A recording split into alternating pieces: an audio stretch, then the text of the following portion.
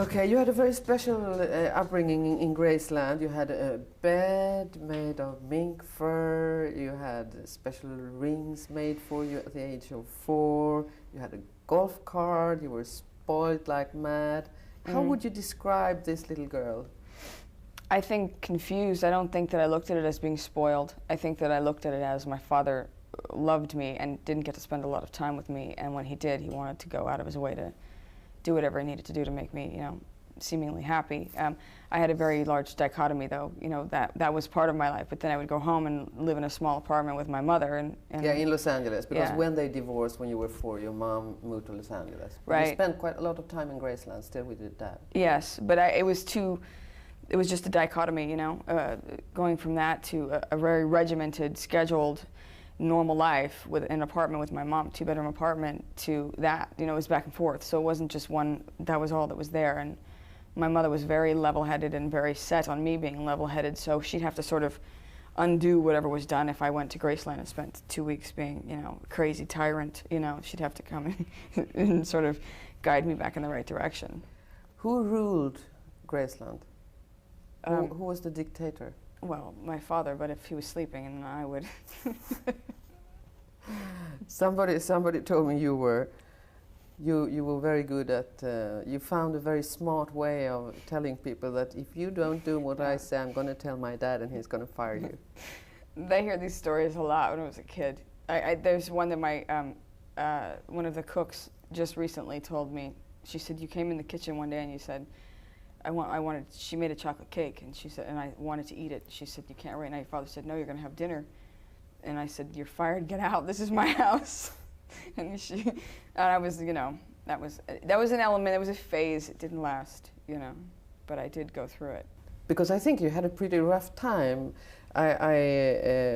Your mom has told that a story about when she wanted you for a photo together with your mom and dad, and you were crying, you didn't want to leave your nurse, and then she realized that you had been so much with your nurse, so I mean you weren't even at ease being with her. Right. So you must have been very lonely.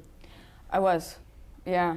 She was, I remember her very well, sweet Japanese lady, and I was very attached, and I was very heartbroken when she got rid of her. I couldn't believe it. But they were very busy then, and yeah, I was. I mean, most of the time I would be in my room listening to music, not really wanting to play with friends. Music was everything. I had a little 45 and records, and I just listen, you know. And how did you perceive all this fame thing and fans and people trying to climb over the fence? And it's funny because I just adapted early and didn't have any kind of, you know, didn't know any different. When I see pictures of you from when you were growing up, you don't look very happy. Why?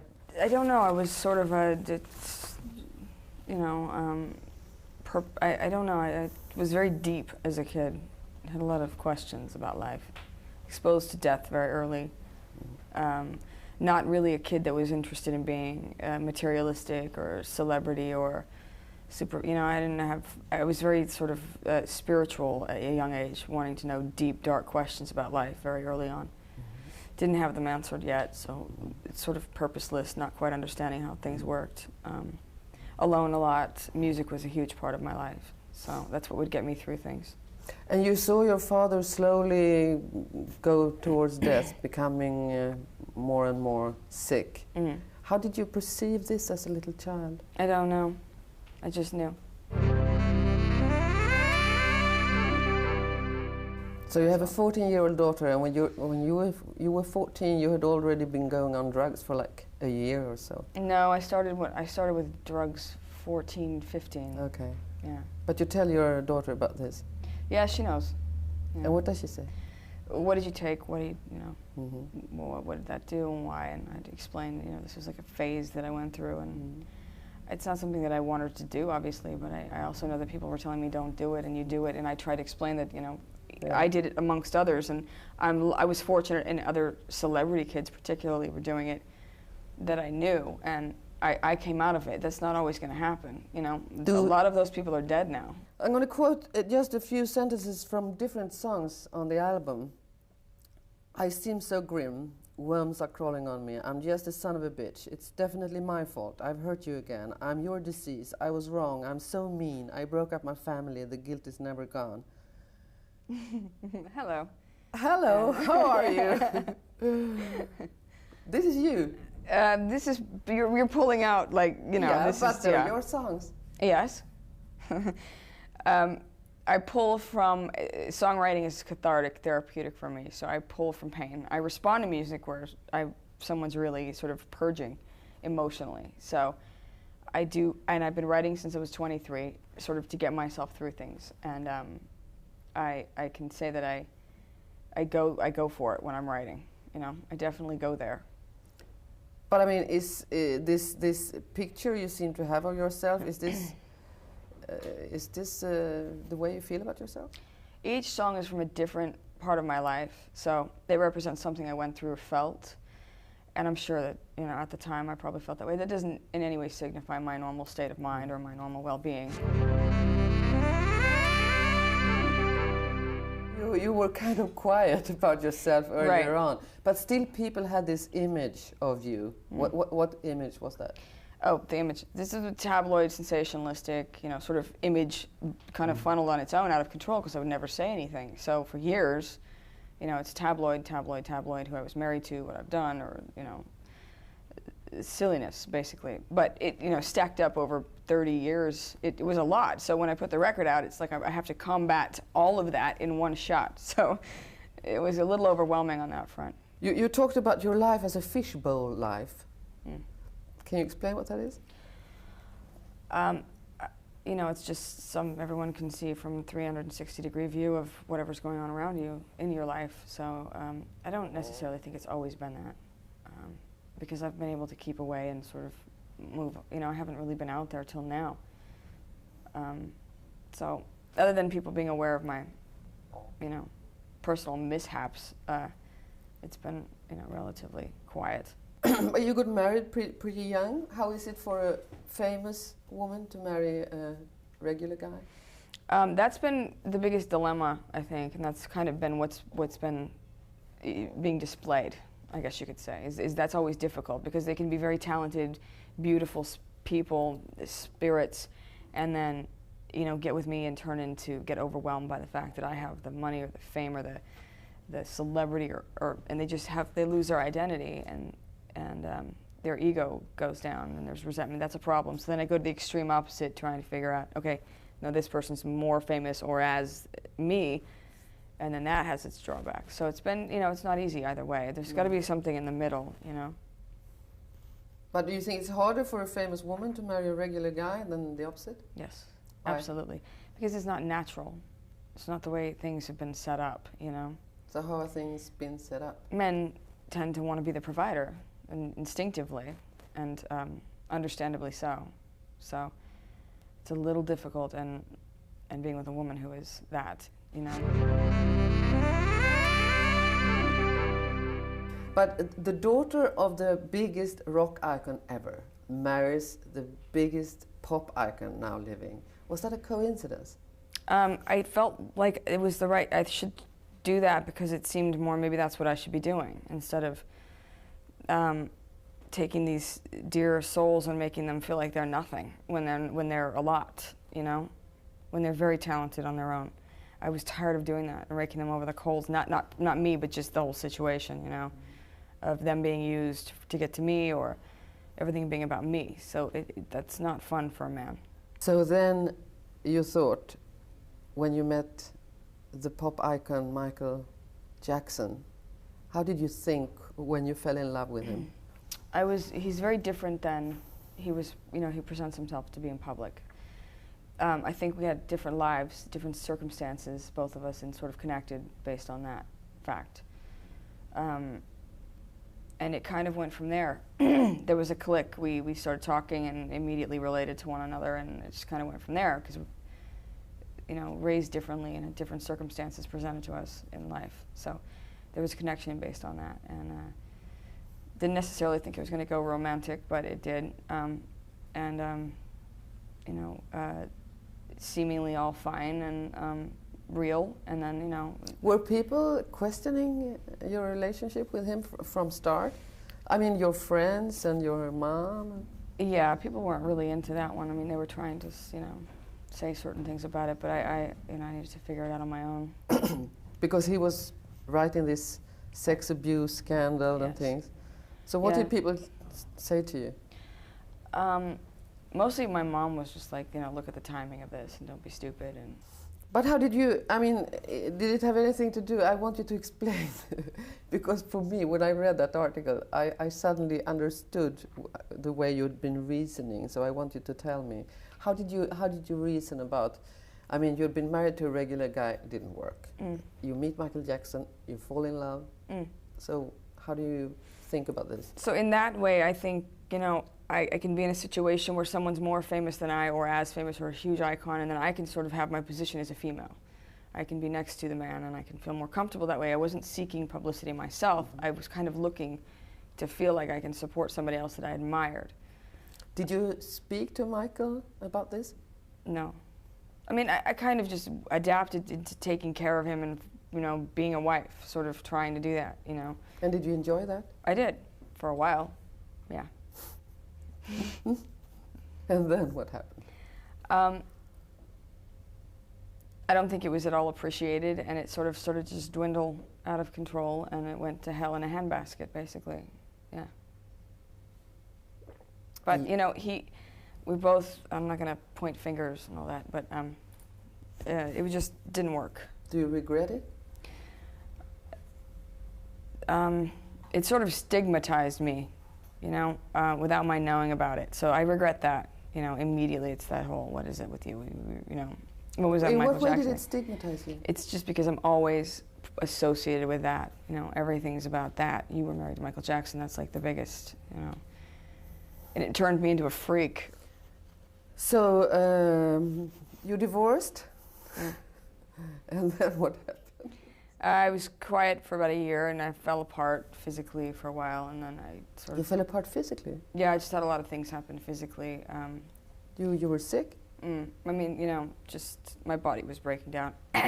So sounds very serious. Yeah, it was like that for a couple years, and then So it was really a very, very heavy thing for you, this relationship? Yeah, it was very stressful, and it sort of had an after effect. You know, I got out, and then 4 days later, I started having chronic panic attacks, and just my body just freaked out on me, and you know.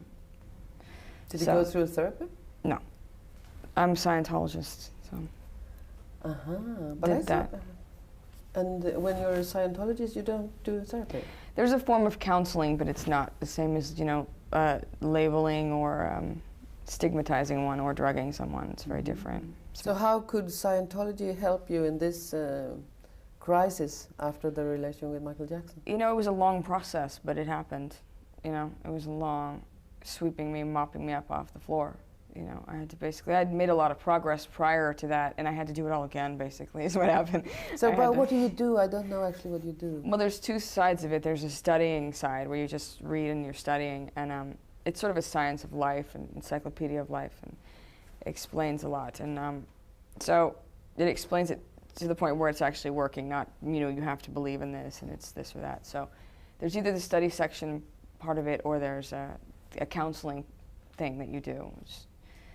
It's more of a, just based on the communication and somebody sort of guiding you to self-realize things, not you know, stigmatize you or label you or evaluate you, you know.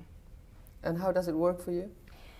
It helped me understand myself, my mind, other people's minds, sanity, insanity, the dark black cloud that seems to be looming over everybody, whatever you want to call that, you know, psychoanalysis, or likes to call it the subconscious, whatever it is. It's existing, it's there. And Scientology answered that for me very well. So what that is, what it means, what it entails, and how do you get so that it doesn't control you, and what do you do, and things like that. And does it cost a lot of money to be part of that? You know, there's a course that can cost $50, $100. It depends on what you're doing. So, okay. Yeah. But then you were fine anyway, and you fell in love again.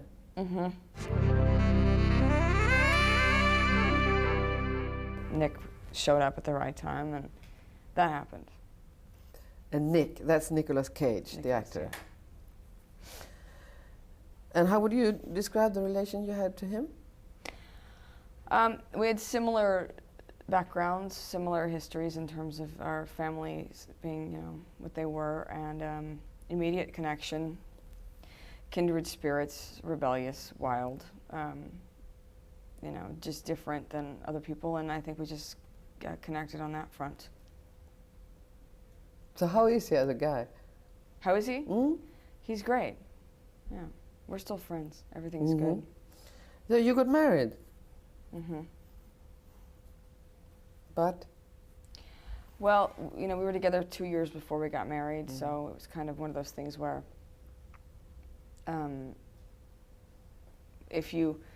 we already had a certain pattern going. You know, it was a bit wild and stormy. So hoping marriage would, you know, make that more stable, make each other feel more secure.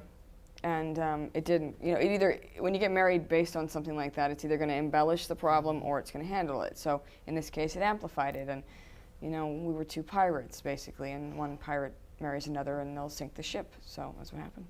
But before they sink the ship, they throw the ring. I didn't throw the ring. That's true. But who threw the ring? Somebody threw it. You and Nicolas Cage were on this boat. You had this expensive engagement ring. It was like more than $65,000. Right.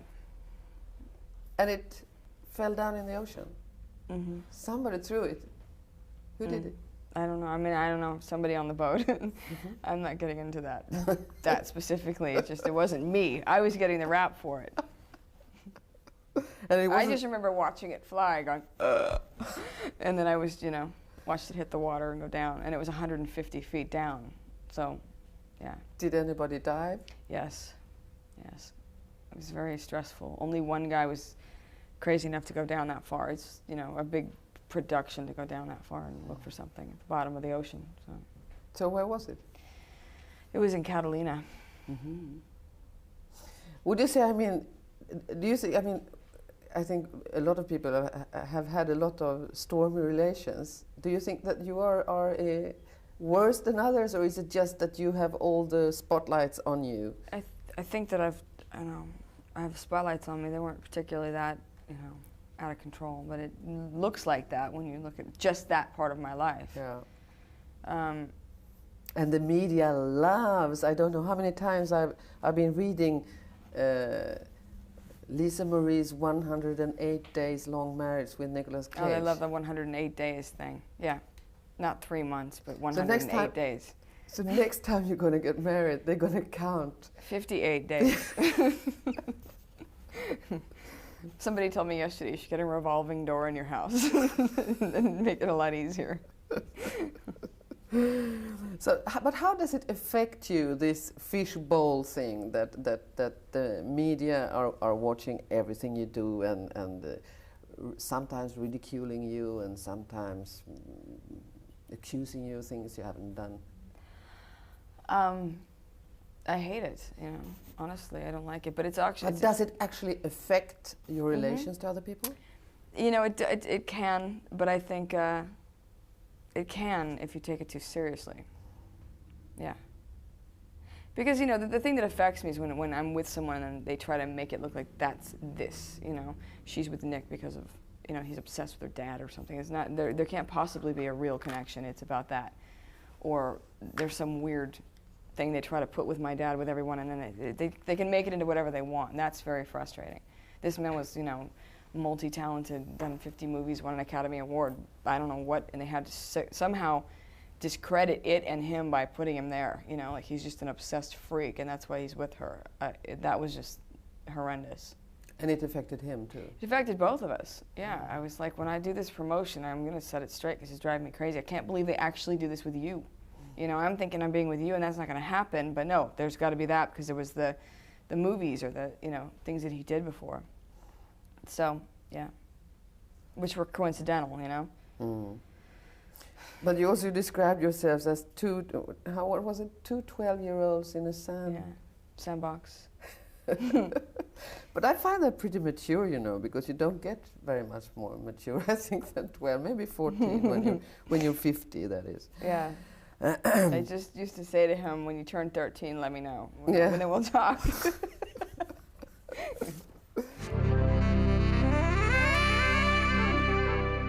But you're a businesswoman also, are you? Yes.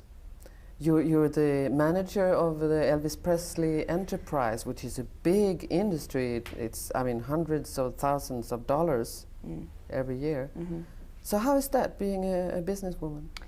I just recently became the chairman of the board, in the last 5 years, but it's kind of been, I've been sort of being bred to run it since I was 17, knowing that I had a responsibility there. So it's something that I got used to very early in life. My mom sort of started getting me ready for that early. It's a pretty strange business, a business based on your father and his fame. Yeah, the idea that in the beginning never felt right to me because it was my home.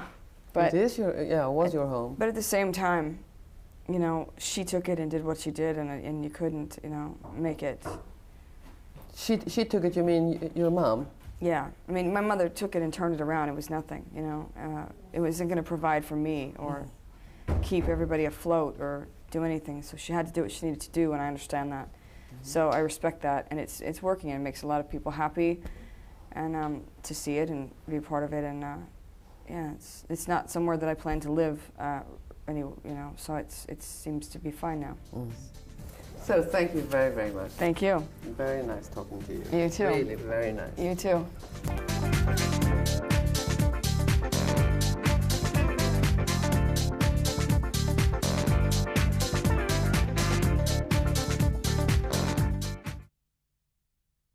Upbringing in Graceland, you had a bed made of mink fur, you had special rings made for you at the age of 4, you had a golf cart, you were spoiled like mad. How would you describe this little girl?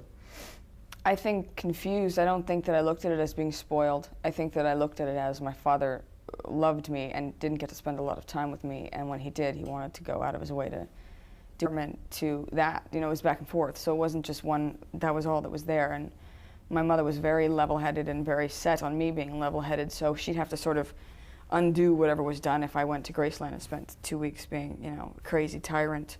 She'd have to come and sort of guide me back in the right direction. Who ruled Graceland? Who was the dictator? Well, my father, but if he was sleeping, and I would. Somebody told me you were very good at, you found a very smart way of telling people that if you don't do what I say, I'm going to tell my dad and he's going to fire you. They hear these stories a lot when I was a kid. There's one that one of the cooks just recently told me. She said, you came in the kitchen one day and you said, she made a chocolate cake, whatever I needed to do to make me, seemingly happy. I had a very large dichotomy, though. That was part of my life. But then I would go home and live in a small apartment with my mother. And yeah, in Los Angeles, because yeah. When they divorced when you were 4, your mom moved to Los Angeles. Right. You spent quite a lot of time in Graceland still with your dad. Yes, but it was just a dichotomy, going from that to a very regimented, scheduled, normal life with an apartment with my mom, 2-bedroom apartment.